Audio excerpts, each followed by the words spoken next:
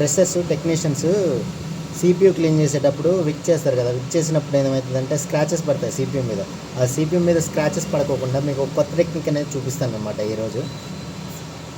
CPU అనేది neat lift చేసుకున్న తర్వాత గ్లూ అనేది రిమూవ్ చేసుకోవాలి. గ్లూ అనేది రిమూవ్ చేసుకున్న తర్వాత సింపుల్గా నెట్వర్క్ సెక్షన్లో ఉన్న ఐసీ, యాంటీనా స్విచ్ ఐసీ ఉంటుంది కదా, యాంటీనా స్విచ్ ఐసీ అనేది తీసుకోవాలి.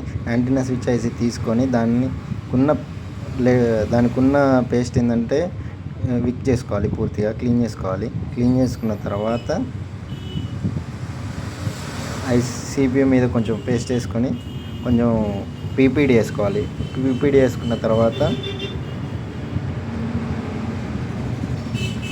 పీపీడీ తోటి మనం ఐసీకి బ్లోయర్ అనేది హీట్ అనేది కొట్టాలి. ఇక్కడ హీట్ ఏంటంటే 240 హీట్ పెట్టుకోవాలి, 100 ఎయిర్ పెట్టుకోవాలి.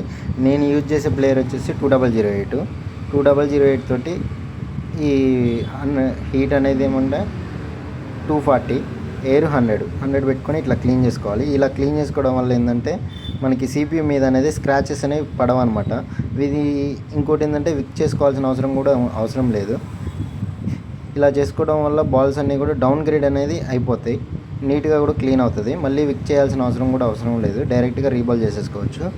ఇంకోటి ఏంటంటే కొంచెం ఫ్రెషర్స్ అయితే అవసరం లేదు, కొంచెం ఎక్స్పీరియన్స్ పర్సన్స్ అయితే ఏంటంటే కొంచెం విక్ చేసుకోవచ్చు అనే వన్ టైం అయితే విక్ చేసుకోవచ్చు, ఈజీగా అయిపోతుంది అనమాట. వన్ టైం కొంచెం ఫ్రెషర్స్ అయితే అవసరం లేదు, విక్ చేసుకోవాల్సిన అవసరం కూడా లేదు, డైరెక్ట్గా రీబాల్ చేసుకోవచ్చు అనమాట. ప్లస్ ఇది ఏంటంటే సేఫ్ వే క్లీన్ చేసుకోవడానికి. ఫ్రెషర్స్ అనేది కొంతమంది భయపడతారు కదా స్క్రాచెస్ పడతాయి అని చెప్పేసి, ఇది అనేది సేఫ్ వే అనమాట క్లీన్ చేసుకోవడం సిపియూ అనేది.